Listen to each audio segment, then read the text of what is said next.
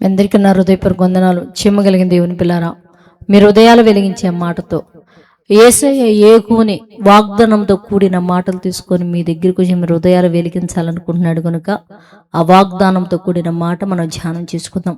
చూడగలిగితే దేవుని పిల్లారా, సామెతల గ్రంథము 15వ అధ్యాయము 29వ వచనంలో మరి ధ్యానం చేసుకుందాం. ఆ మాటలు నీతిమంతుల ప్రార్థన ఆయన అంగీకరించడం రాయబడింది. దేవుని పిల్లారా, అంటే నీతిగా బ్రతికే వారి మాట అంట దేవుడికంట అంగీకరిస్తాడంట.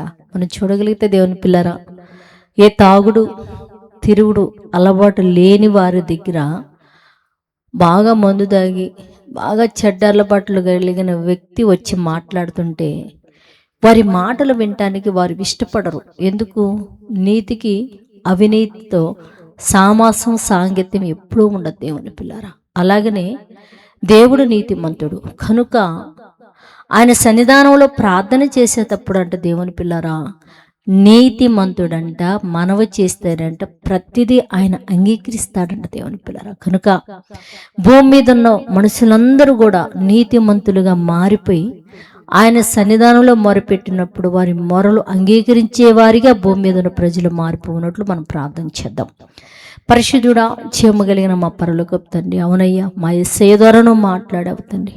నీతిమంతులు మనవలే నేను ఆలకిస్తానంటున్నావు తండ్రి.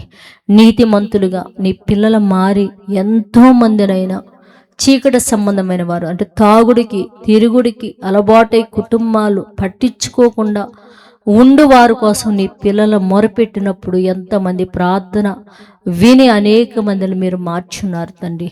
ఇంకా భూమి మీద విస్తారమైన జనం ఆ పరిస్థితుల్లో ఉండగా తండ్రి, వాళ్ళందరూ కూడా నీతిమంతులుగా మారి నీ సన్నిధానంలో మొరపెట్టే వారుగా ఉండినట్లు కృప చూపమని అడుగుతూ తండ్రి, ఎంతమంది కుటుంబాలైతే తండ్రి మాటలు వింటున్నారు వారిని వారి కుటుంబాన్ని కృప వెంబడి కృపను దయచేతండి నైనా.